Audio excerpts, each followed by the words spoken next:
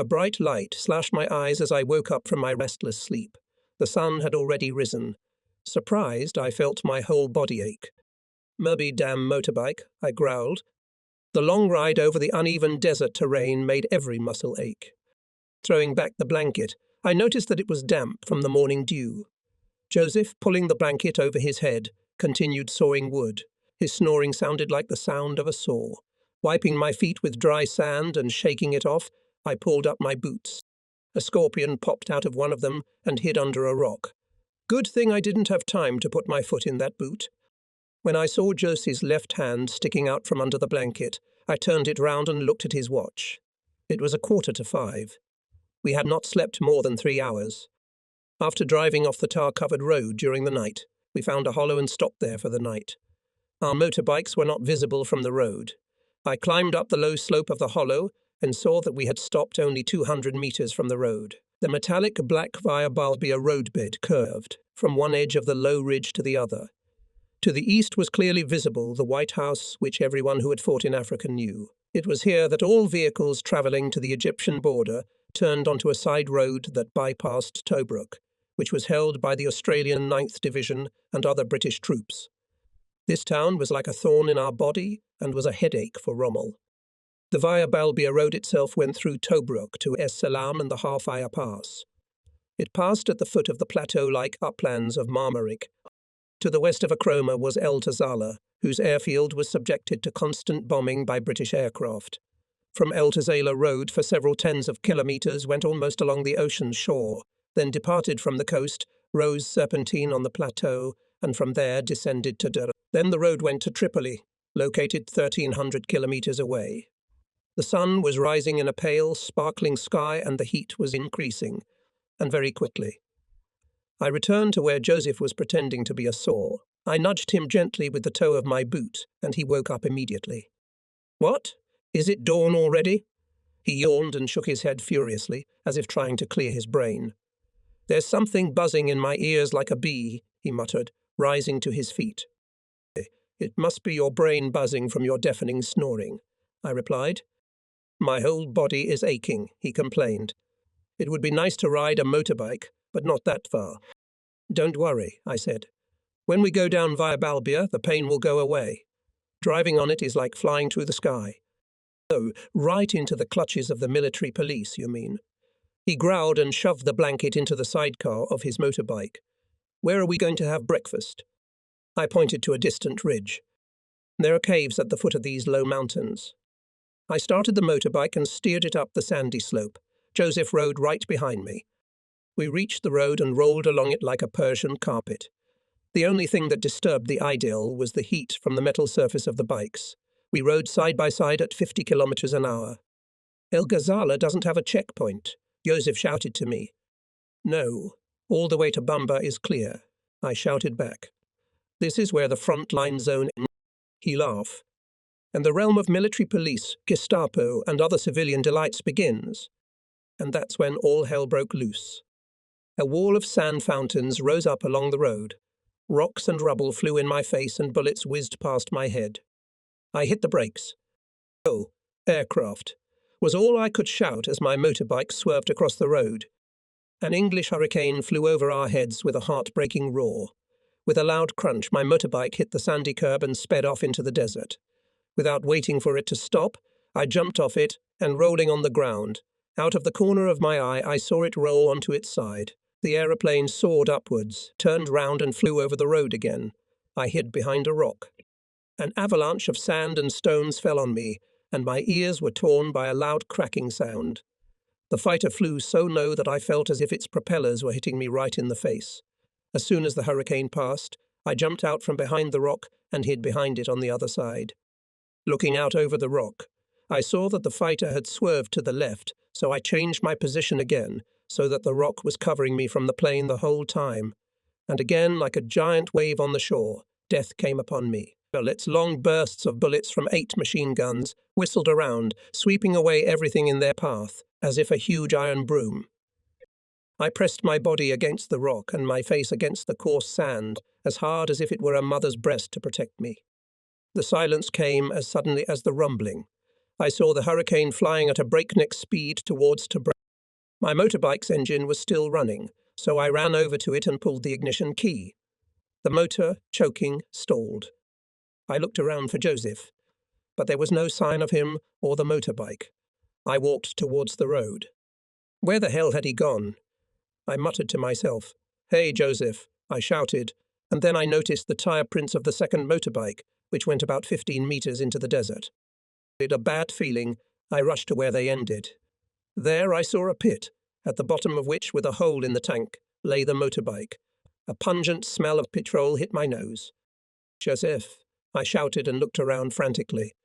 Then I saw that my boots were sticking out from under the rocks, and I jumped next to them. I stood looking at them, and then, unable to look at them any longer, I covered my face with my palms. A lump caught in my throat, and my whole body began to shake. Slowly I lowered my hands and looked at the remains of my comrade. He had no face, no head. Only half of it was left, a bloody mess of flesh, covered with fibrous wisps of quivering, sticky brain. Joseph. His name escaped my lips like a groan. I refused to believe my eyes, but the merciless truth was staring me straight in the face. It was death. I did not move. I could not move. I stood numb and frozen with horror, hearing nothing. Finally, I forced myself to take my eyes away from what had once been my friend. I walked back to my motorbike and stared dumbly at him. "He's dead." I repeated words to myself that I refused to believe, but I had to make myself believe. Joseph was dead. I was left alone. I was numb with grief, but my instinct for self-preservation warned me that it was dangerous to stay by the main road. At any moment a car could drive along it. I couldn't let anyone see me standing here looking at the wreckage of the motorbike. I had to get out of here. It took me less than a minute to clean up the motorbike, which was practically intact. The bullets had only pierced the saddle and the metal paneling on the front of the sidecar. And then it dawned on me that the Hurricane pilot was after Josie and his motorbike. He'd better be after me, I thought. Picking up the items that had fallen out of the pram, I shoved them back in and drove to where Joseph lay. Pulling out a blanket, I tore a strip off of it. Leaning over Joseph, I lifted what was left of his head and wrapped the strip around it. After that, I drove down the sand into the hole where the motorbike lay. I stared at the wreckage for a moment, then pulled all our belongings out of the sidecar and gathered up what was lying on the ground. I carried it all to my motorbike and stuffed it into the sidecar. It was packed to the brim, and if you added anything else, you could break the springs. And yet I had to put Joseph's body on top. I couldn't leave him here for the vultures to eat. I lifted him up, which wasn't easy at all. He was a big man, and I had a hard time getting his body off the ground. Finally, I put Joseph's body on the pram and tied it with a thin rope. My shirt was soaked with his blood and my hands were sticky, but I didn't care about that at the time. The main thing was to give Joseph a proper burial. I checked my machine gun and, to make sure it was in working order, fired a short burst. Now I would have to rely on it alone, since Joseph wouldn't be around. Slowly I drove across the sand, and once I was on the road, I headed towards a low mountain range not far from El Tazala. When I reached the foot of the ridge, I turned off the road and drove along the uneven desert surface, winding among the rocks. Finally, I stopped at a cliff rising steeply upwards. Joseph's last journey had come to an end. I sat on my motorbike for a while, feeling abandoned and alone. Joseph's death reminded me of what lay ahead. Flies were crawling over Joseph's body, attracted by the smell of blood. More and more of them. I got up and pulled a blanket from the pram and threw it over my friend's body. How could I dig a grave here? For the surface of the desert was mostly rocky, only lightly dusted with sand. But then it occurred to me that maybe I could find a hole filled with sand, and I set out to find one. After half an hour, having found nothing resembling a pit, I went to the motorbike, and then, just a few meters away, I noticed a large rock 6 meters high. At its base I could see a hole. I bent down and looked into it and saw a hole under the stone which could fit a full-sized man. If Joseph could not be buried in a grave, let him rest in a tomb. I remembered that in the desert many people were buried in tombs, even the Egyptian kings. The pharaohs found their final resting place in them. Their tombs were pyramids. For Joseph, the pyramid will be this huge stone. I cleared the hole, making room for my friend's body. Then I went over and untied the rope with which Joseph was tied to the pram. Taking him in my arms, I staggered over to the stone and lowered him to the ground. I spread out a blanket and rolled up Joseph's body in it. Then I remembered to look in his pockets and pull out some things. I didn't touch the aluminium badge with his personal number hanging on his chest, in case someone discovered Joseph's grave. Soon I had enough small stones to cover the hole. For a few minutes I looked at Joseph. He would stay here forever. He had been a friend to me, a friend worth looking for, but I realized it too late. Now I was all alone, driven and pursued, and no one would share the frightening unknown with me. What lay ahead of me? A firing squad, military police, or death in the desert surrounding me? I poured a pile of rocks, filling a hole under a boulder. Without finishing this job, I took a grenade and set up a stretch among the stones. The entrance to Joseph's tomb was now sealed not only with stones, but also with a grenade. And if some Arab wanted to disturb my friend's peace, it would go up in flames. I did not mark the grave with any sign, and why should I? If I left here, I probably wouldn't be able to find it myself. I was soaking wet, flies buzzing around my face, landing on the bloodstains on my shirt. Pulling it off, I got a can of water, poured some into my steel helmet, washed myself and rinsed my shirt. I didn't need a towel. While I washed one hand, the other was already dry, and my shirt was dry in less than 5 minutes. The sun was high, baking everything around me with an unbearable, crushing heat. I picked up Joseph's wristwatch. They measured out some number of hours for him, and as I clasped it on my arm, I thought, how many hours will it measure for me? I stuffed Joseph's other belongings into his field bag. I hoped to find his address and send a letter to his parents. A few minutes later, I was back on the road. As I looked around, I saw a large crack in the rock. If I ever came here again, I would find Joseph's grave by this mark. Then, deep in thought, I drove on. I was overtaken by several lorries, mostly Italian, whose drivers waved cheerfully at me. A car of the German Luftwaffe also passed by, but the people sitting in it were serious. There was a war going on, and they had no time to wave to a motorcyclist or shout a greeting. War is a serious business, and they showed it in every way they looked. I knew I wouldn't be able to get far during the day. I was sure that headquarters had already informed all the posts of our escape. Military policemen, fastidious people, and they would certainly be looking for me by now. Thinking over the situation, I came to the idea that it would be a good idea to find out what information had been transmitted by radio. The nearest unit of the German army was the 29th Repair Company, whose workshops were situated 2 miles from the road to El Ghazala, on the shore of a narrow bay. There was a radio station there, and if the information about our escape had already spread, they must have known it there. I left the location of this company only 4 days ago, after my armoured vehicle had been repaired. There were a few guys serving here who treated me in a friendly manner. At least it seemed that way to me. I turned off and drove down the well-travelled road towards the repair shops.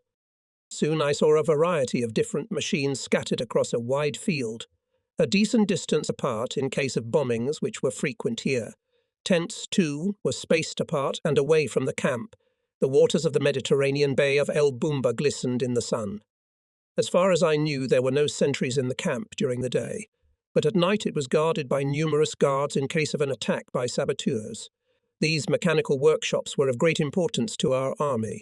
Without them, we would have been bogged down in the sands long ago. The air was full of unusual sounds, not at all like those heard on the front line. They resembled the sounds of a factory working somewhere in a German town. There were men in greasy overalls, hammers banging, engines roaring, and welding sparks shining brighter than the rays of the midday sun. The workshops was like a buzzing beehive. If there had not been anti-aircraft guns of various types around the camp, you would have thought you were in a Krupp factory. So with my goggles over my eyes and a flap of cloth tied over my mouth and nose to keep the sand out, I had no doubt that I would not be recognized immediately. I drove slowly among the cars. No one paid any attention to me. Everyone had long ago got used to the sight of tired and dusty soldiers coming from the desert. When they saw a new visitor, the mechanics only grumbled to themselves because they were only coming to them to ask to repair some broken car, and they have enough work to do. They're working here non-stop. Non-stop. Damn that alien. I pulled up to the single tent and got off the motorbike. Feeling my automatic under my arm, I walked over to the tent and flung open the entrance flap. "Hey, you," came a voice behind me. I looked back. There was a guy standing near me with a huge tire at his feet. Willie would be right back. He went to get his rations, he said. Thanks, I'll wait, I said, and slipped into the tent, not wanting to continue the conversation. Through the slit in the entrance flap, I saw him rolling a huge tire in front of him and cursing. There was a cup of cold tea on the crate. I grabbed it and drank the tea in a volley. There were a couple of neat bundles of things on the floor, blankets rolled up and stacked here. There was a tiny electric light bulb hanging from the low ceiling, from which a wire ran to a car battery in the corner. I also saw cans of stew, which we called tinned horror and old. The tent was no different from other dwellings like it on the front line, except for an electric light bulb and posters of women glued to the canvas walls with gruel. I sat down on the canister and, cursing the heat, took off my glasses and flap. It would soon be new. Willie was my mate. While my armoured car was being repaired, I'd lived with him in this tent. But I wasn't entirely sure of him. If he knows about my escape, there's no telling what he'll do when he sees me. Outside, sand crunched under someone's feet, and then the tent was filled with the blinding light of the sun as Willie flung open the flap. He stepped inside. I got to my feet and faced him. His gaze quickly travelled down my body and settled on the automatic under my arm. "You," he exclaimed. The amazement on his face told me that he already knew everything. So the headquarters radio station was working. Without taking his eyes off me for a moment, Willie closed the input valve tightly, and now only a small slit, covered with gauze, let in the light. "So you know everything then?" I tossed to him. He nodded. There was no joy or sympathy in his eyes, but no hostility either. He put his ration on the table. "Yes, I know. The whole company knows too. In fact, the whole African cause has already been informed of your escape," he exploded. "I thought so," I said thoughtfully. "And when did you find out about it?" "All the companies and posts of the military police were notified 2 hours ago," he replied, and then added excitedly, "Listen, Gunther, get out of here. If they find you here, they'll think I'm helping you." His nervous excitement was transmitted to me, and I knew that fear-stricken cowards are sometimes more dangerous than the most daring daredevils. This was one of those times. "Don't yell. You're not being tortured, not yet.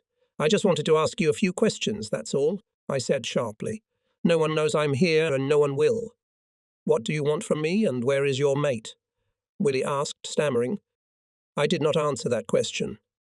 "Tell me what was reported about us on the radio," I asked, and stood at the wall, where it was half dark and from where I could see the entrance to the tent. "That you and another guy had escaped." He choked on his words and fell silent. What else?" I asked. He looked at me with a fiery glare. "No. You blew up the radio station, did some shooting in the camp, stunned the non-commissioned officer, treasurer, and stole 2 motorbikes.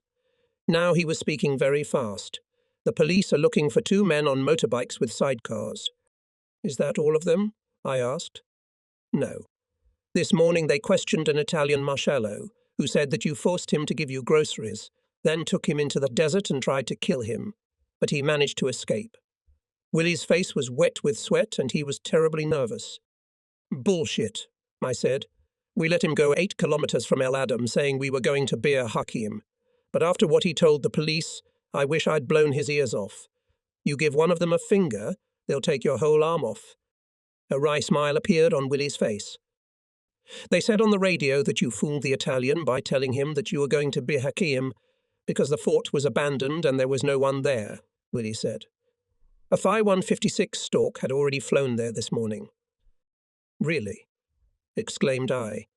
"If the military police are looking for us with an aeroplane, it means that they will spare no effort to catch us, but they don't know that Joseph has been killed." "And where is your comrade?" Willie asked tensely.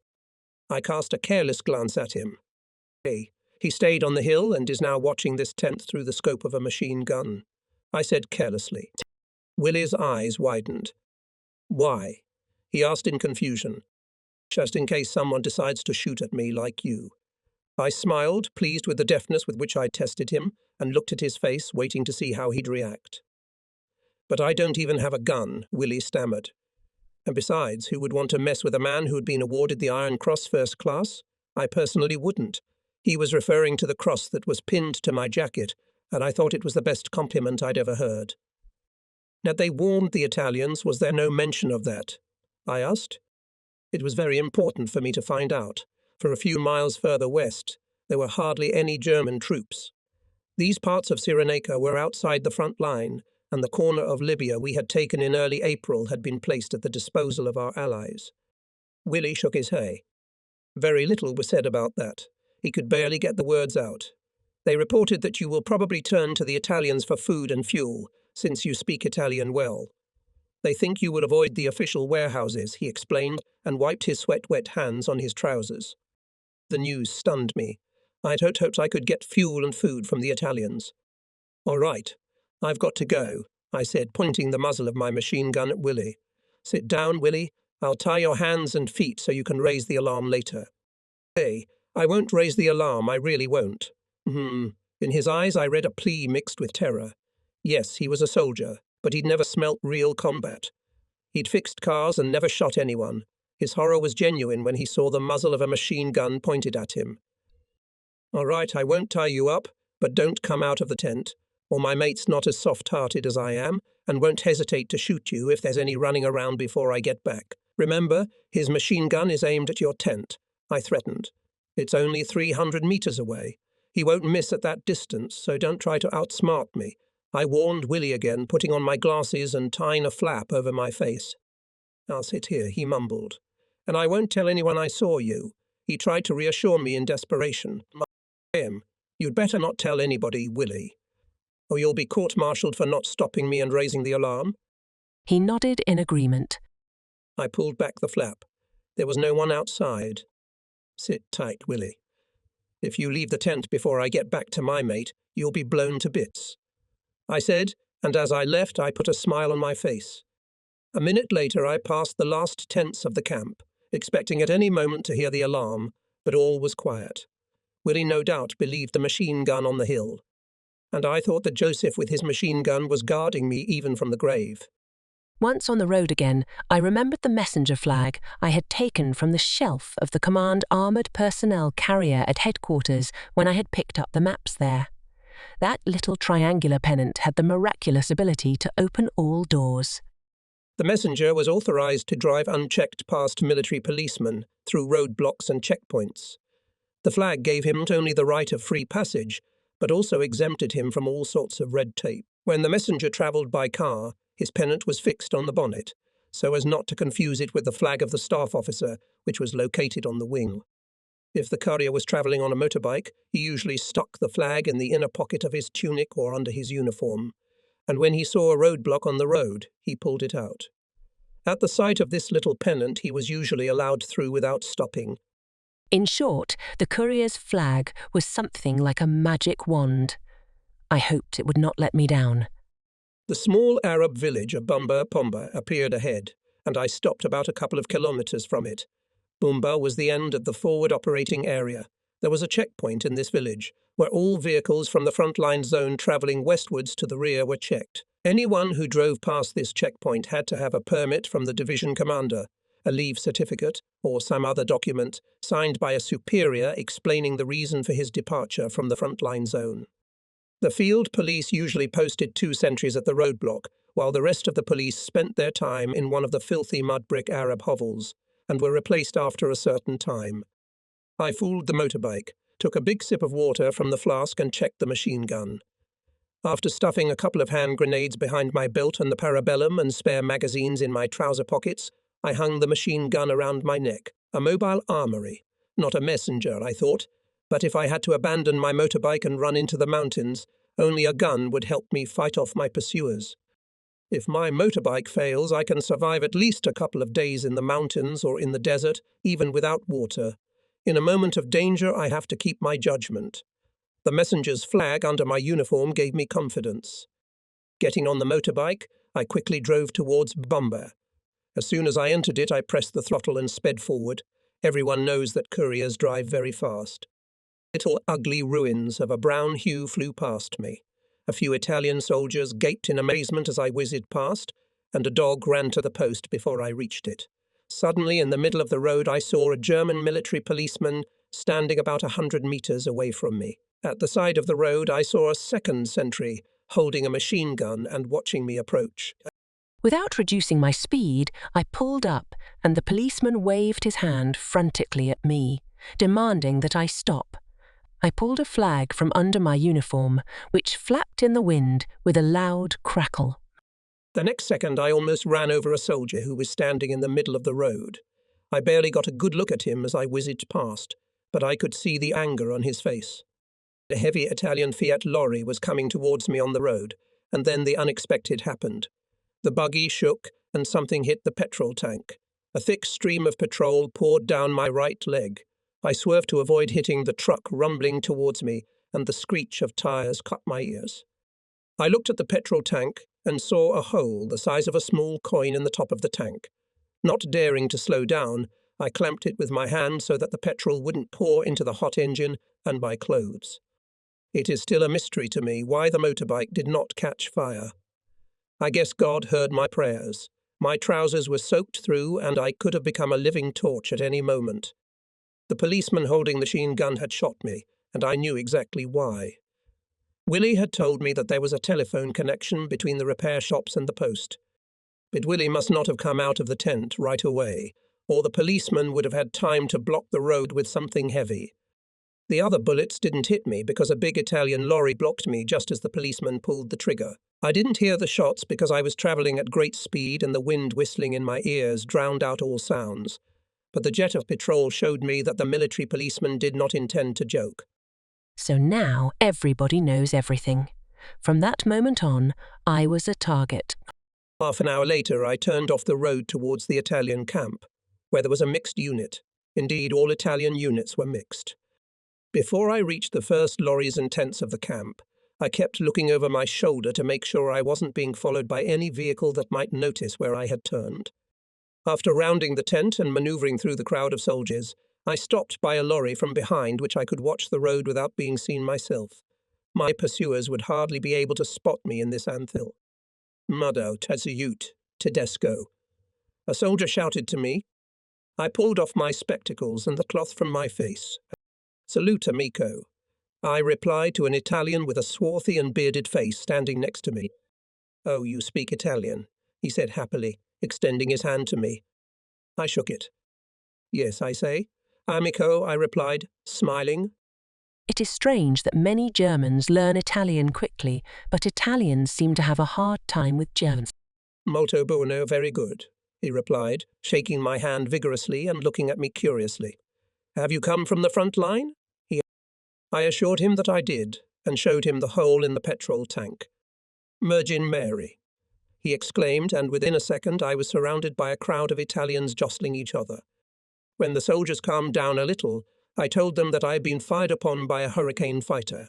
Immediately there were shouts of admiration for my courage and curses against the vile British pilot and his aircraft. This continued until I got off the motorbike and hinted that courageous fighters could use some refreshment. Musete si amico. I was handed a bottle of Chianti. The wine refreshed me, but not being a great liquor drinker, I tried not to drink too much, for fear I would get sick from the heat. When I handed the bottle back, I asked the soldier if he had anything to eat. He told me to follow him. I didn't want to go far from my motorbike in case I needed to leave urgently. Besides, I was afraid that one of those guys who surrounded my car and admired the bullet hole in the petrol tank would want to take something from the sidecar as a souvenir. We walked under the awning about 30 meters from the bike, and I sat down on the petrol can. And then I saw the glare of the sun reflecting off the metal surface, 1.5 kilometers east of here, moving along the road I had come from. I realized it was a chase, and after a moment I made out 2 motorbikes with sidecars that were traveling at great speed and approaching fast. After another half a minute, I realized that it was a military police patrol of 4 men with machine guns following in my footsteps. They must have left Babumba a few minutes after me. Would they turn round this camp to inquire if I had passed? They were coming round the bend, and I froze in place. But the motorbikes, without slowing down, whizzed past. I realized that they had no idea that I had the nerve to appear in the camp of our valiant allies without hiding. At that moment I realized that a man or animal that is hunted to survive must do something unexpected. I will bring you some food, said my bearded friend. Grazie, amico, I whispered, thanking him not only for the food. In a few minutes I was already devouring the old man's stew with freshly baked bread. The soldier who brought me the food was called Tony. He sat down and watched me eat. "Would you like a smoke?" he asked and handed me a packet of cigarettes. "No, thanks, Tony," I replied. "I don't smoke." The Italian lit a cigarette and blew a jet of foul-smelling smoke in my face. Several Italian soldiers surrounded us. I hoped that no one else would come up and block my view of the road from which I was keeping my eyes. One of the soldiers started asking me about the Italian troops on the front line. This questioning almost made me lose my appetite. "Yes, I know the Trento Division," I replied, shuddering inwardly at the memory of what a pig that division had put us under the walls of Tobruk. "We will show these British what Mussolini and his army can do." Said the soldier boastfully. I nodded politely in agreement and got to my feet. "I am sure that you in no time will throw the British out of Tobruk," I said and added. "These wild Australians, as well as other British from the garrison of Tobruk with their long bayonets, cannot resist against the Division Trento, although I knew very well that Rommel ordered to withdraw this division to 20 kilometres from the front line and replace the German units." Tony walked me to my motorbike. I had to leave immediately. I thanked him for lunch, and as I started the motorbike, he took a card out of his pocket and handed it. "Now take this, amico. It will protect you from bullets when you return to the front line." I took the card and thanked him. It was a picture of the Virgin Mary with a baby. Is this guy such a simpleton? I thought. And why do Italians run away from the battlefield if they believe that the image of the Virgin Mary can save them from bullets and bombs? I slipped the postcard into my tunic pocket. After shaking Tony's hand and waving to the others, I left the camp and was soon speeding westwards along the Via Balbia road. On my right, the desert stretched to the seashore, which was not far from the road. On my left, along the road, were the steep slopes of the Marmarica Plateau. After about half an hour, something cracked and rattled loudly in the engine of my motorbike. The machine jerked and stopped. As I bent over, I saw oil leaking from the crankcase pan and immediately realized that my motorbike journey was over. The crankshaft had broken and the linkage had punctured the sump. I got off the bike, looked around and saw some 3-metre-high rocks not far from the road, behind which I could hide from passing cars. Gathering all my strength, cursing furiously, I dragged the motorbike behind these rocks. It was 4 o'clock in the afternoon, the sun was blazing, and I was exhausted. In less than 10 seconds I had emptied my water flask. I sat there for a while, wondering what I should do. I couldn't go any further on foot, especially during the day, in this blinding light and unbearable heat. Pulling the motorbike close to a rock, I managed to pull a tarpaulin between it and the handlebars. Now I could hide from the sun, though not in the cold. I crawled under the tarp and, holding my automatic, dozed off.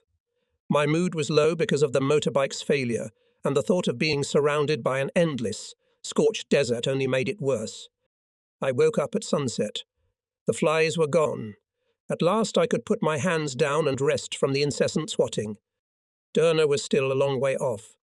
To reach it, I would have to pass another checkpoint at the top of the plateau, and then descend into town on a road with completely unimaginable twists and turns. I couldn't vote, as the police had probably set up an additional checkpoint on the road to Derna. It would have been too dangerous to enter the location of this checkpoint in someone else's car as a passenger. I found myself in a very difficult position. I had to look for a way out of it. I soon realized that I had no choice but to steal a car somewhere in order to get out of here and into western Cyrenaica. When the sun was almost completely below the horizon, I dumped all the things I had in the sidecar of my motorbike onto the sand and began to pick out what I could not do without.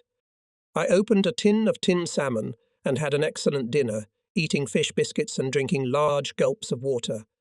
By the time I was full, I was in complete darkness, which comes very quickly in Africa. I got up, found a lantern, and walked over to the broken motorbike and started pushing it further into the desert. Finally, I got it to a rocky ledge, and with all my strength I pushed the bike off it. It flew down and disappeared into the darkness, and I went back to my things. I heard the sound of engines in the distance, and several lorries passed me on the road, heading towards the front line. I sat hiding behind a rock.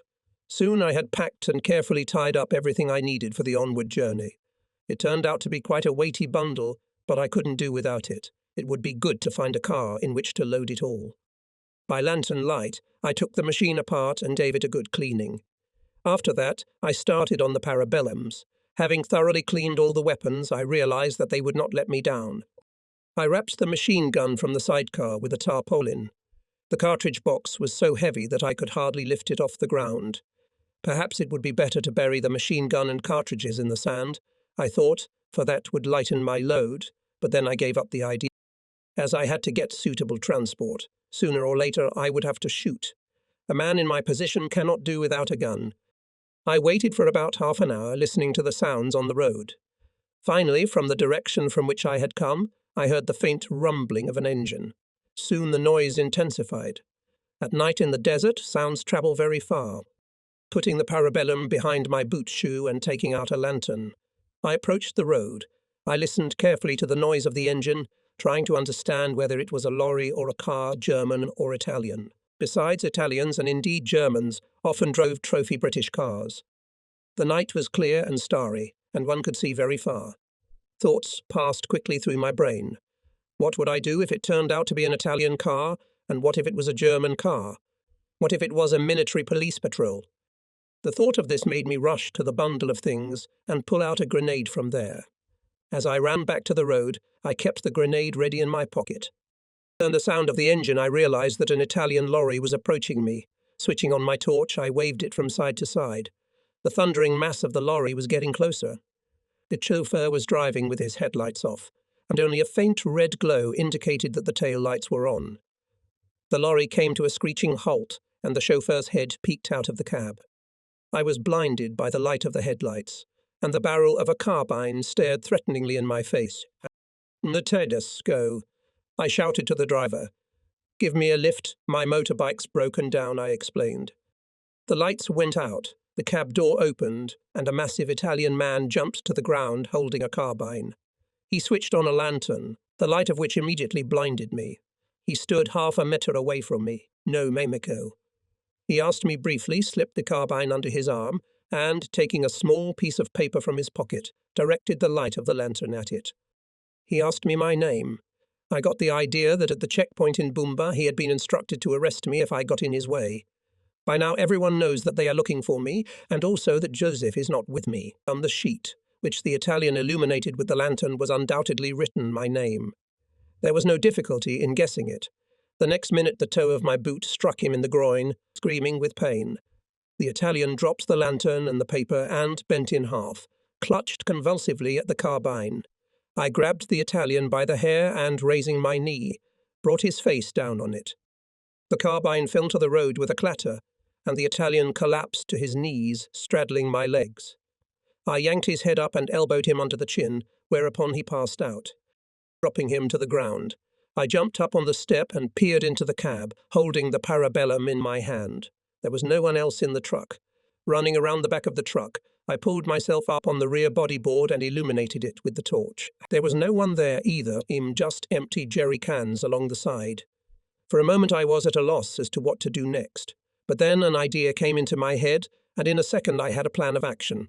I shone my torch on the Italian and his uniform. It was a simple soldier, a private, who resembled me in build. Taking the Italian under my arms, I dragged him behind the boulders where my things were. I quickly unlaced his boots and took them off. The stench of long, unwashed feet immediately spread through the air. I shook the Italian's head violently, trying to bring him to his senses. Soon he opened his eyes. Running his tongue over his lips, he tasted blood on his broken lip, and grabbing it with his hand, he immediately remembered what had happened. Without letting him get up, I asked him who had given him my name and wrote it down on a piece of paper. "German Field Police in Bomba," the Italian mumbled and licked the blood from his lips. "Me fine," I replied. "Now get undressed and hurry up," I said, pointing the parabellum at him and stepping back. I added, "One wrong move and I shoot." In less than a minute, the Italian was already in his underwear. "Now turn round and put your hands on that rock." A look of pain flashed in his eyes, but he did what I told him to do. I quickly tied the Italian's legs with a belt, put his hands back and tied them as well. After that, I laid him down behind the boulder. Not 2 minutes later, I threw off my German uniform and put on the olive-green garb of a soldier of Mussolini's army. Rummaging through his pockets, I emptied the contents onto the sand next to the bound Italian. Approaching the cabin, I found his cap on the seat. Picking up the Italian's carbine and lantern, I threw them in the same place. Climbing into the cab, I checked how much petrol was left in the tank and how the ignition was working, and then I went to get my things and, placing them next to my seat, covered them with an old blanket. German uniforms and guns in an Italian lorry, just in case anyone wanted to look into the cab. Returning to where the Italian was lying, I put his water flask beside him and checked that he was tied up tightly. Having satisfied myself with this examination, I told him to keep quiet and wait for the day. I had no doubt that he would be able to roll or crawl to the road, where he would be spotted from some passing car and untied. Not a salute. I said goodbye to him and left. Soon I was on the road to Derna. I had driven Italian lorries before, so it was no problem to drive at full speed. The Italians had good, sturdy lorries, but they were a bit clumsy. As the moon rose, I could see the mountains on my left, gradually descending to the horizon. It was not far to Derna. Shortly after midnight, I saw a stationary red light 1.5 kilometers away. It was a German checkpoint through which all vehicles passed. I approached it without reducing my speed, casting a glance at the seat next to me to make sure that neither my German uniform nor my weapon was visible. I had one of the parabellums tucked behind the waistband of the trousers on my back, the other lying behind my sinus. 2 grenades ready for action were hidden in the glove compartment under the notebooks lying there. In my breast pocket I had the money certificate of an Italian, but I could not turn my blonde hair black. As I drove the last 100 meters to the barrier on the road, my hands were wet and my insides felt like someone had tied a tight knot. A red light flashed, ordering me to stop, and as my lorry froze in place, 4 armed German military policemen blocked the road. A German non-commissioned officer jumped onto the running board, and I leaned out of the cab. "It's an Italian," he shouted to the other policemen, and they immediately moved to the side of the road. "Murder scene, salute, tenente." I greeted the non-commissioned officer in Italian, flatteringly calling him lieutenant. "Where are you going?" he asked in broken Italian. I pretended not to understand. I guessed from his accent that he was from Prussia. "Where are you going?" he shouted. Prussians are atrocious if they are foolish enough not to get immediate results. "Benghazi, tenente," I realized at last. "What division?" he asked, glancing at my uniform, which made it impossible to tell to which unit I belonged. "It's in the Padua division, tenente," I reported, knowing that it was near Acroma. He jumped off the step and turned to leave. I was about to press the clutch when he turned to me and bellowed. "Avanti." I could go on. "Sai, sir tenente," I replied, smiling, grateful to him for letting me go. The lorry lurched forward and the checkpoint was left behind. I never thought I'd get past it so easily. If I hadn't known Italian, I wouldn't have been able to get past that rude sergeant and his checkpoint. There were deep chasms on both sides of the road, and it was impossible to bypass this checkpoint, except to make a detour of hundreds of kilometers through the fortress of El Makili. The road began to descend steeply, turning northwards towards the coast. To reach Derna, which lay by the sea, one had to descend from a fairly high plateau. The little town, a cluster of whitewashed houses gleaming in the moonlight, was already visible far below. The descent became steeper and steeper, and I shifted into first gear, slowing the engine and reducing speed so that I could easily brake in case of emergency. On one side of me stretched the uneven surface of the cliff, rising vertically up from the road itself and towards the sea, a cliff 200 to 300 meters high. The cliff was painted with warning signs, skulls, stop signs and speed limits.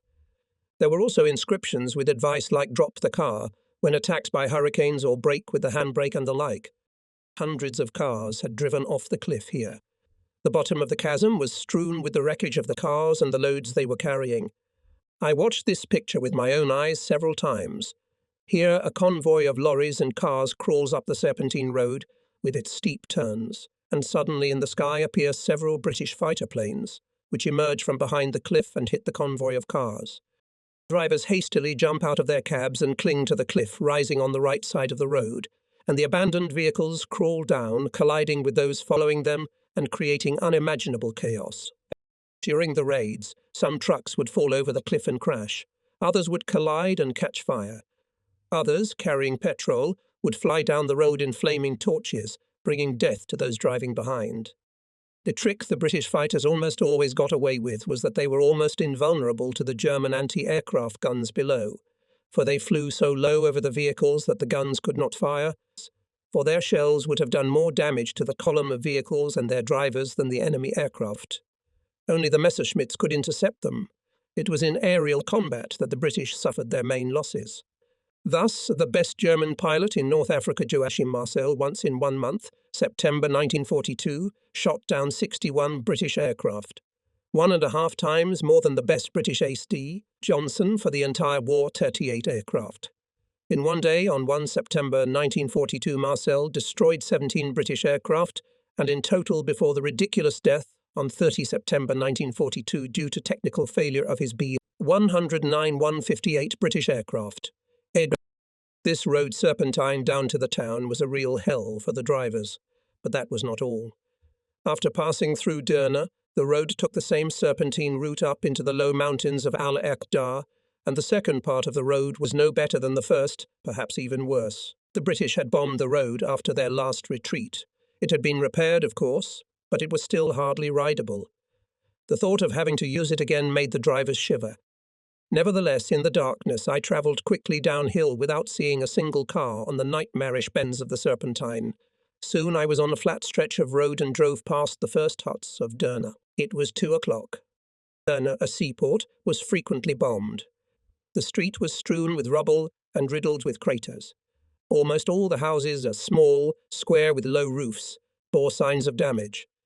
The road descended to the shore where a concrete pier, which served as a breakwater, jutted out into the open bay.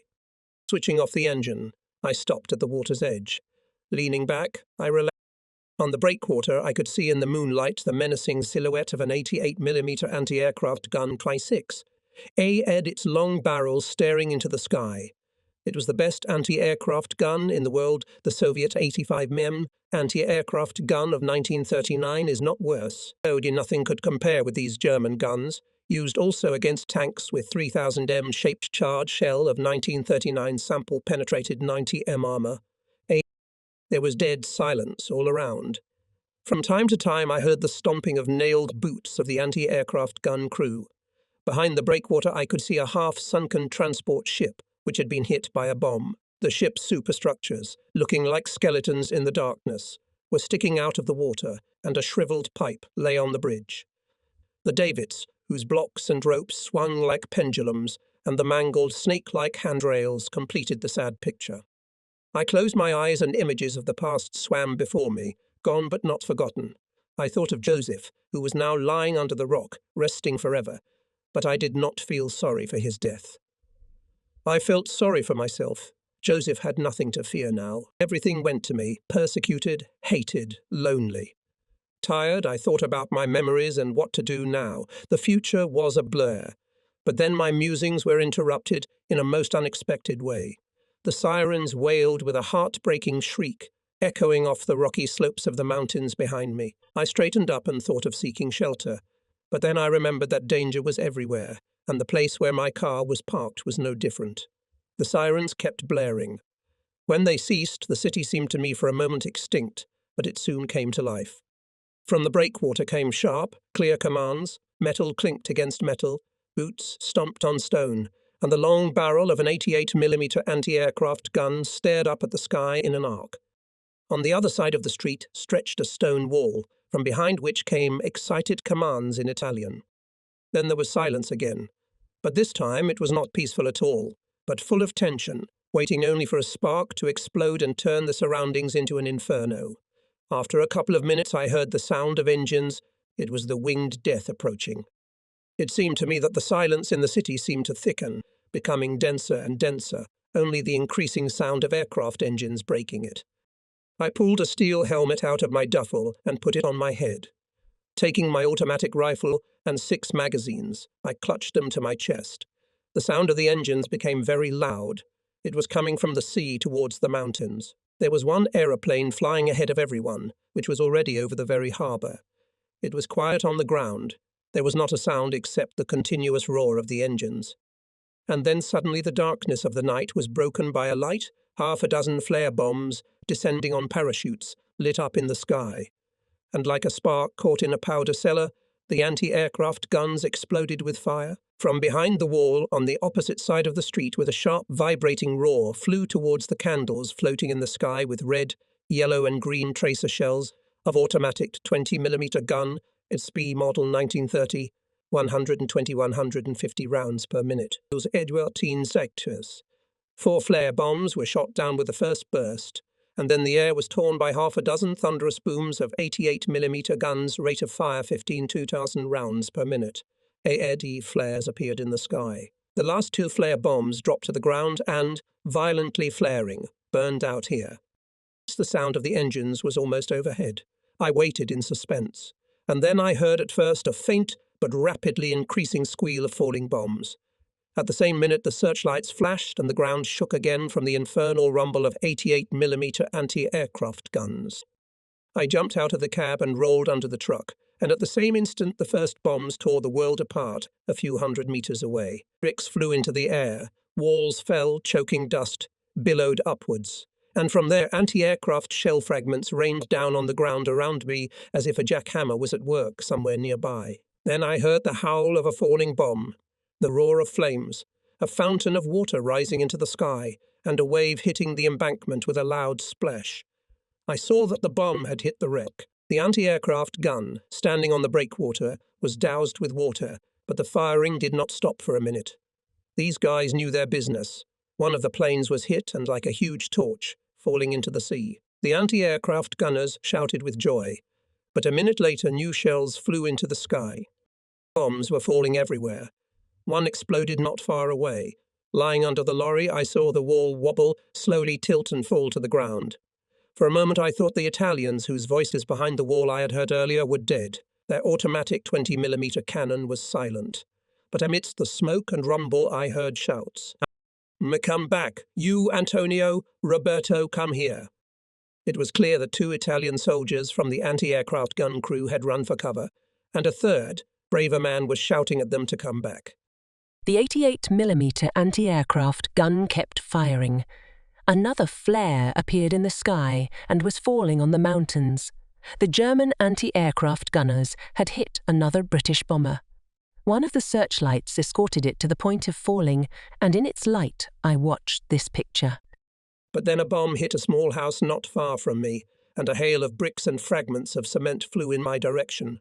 Something hit the tank of the truck hard, and it rocked from the impact.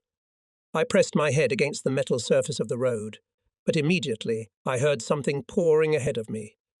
I looked up and saw a stream of water coming out of the truck's radiator, which formed a muddy puddle among the layers of dust. The sound of aircraft engines died down and voices became audible from the breakwater.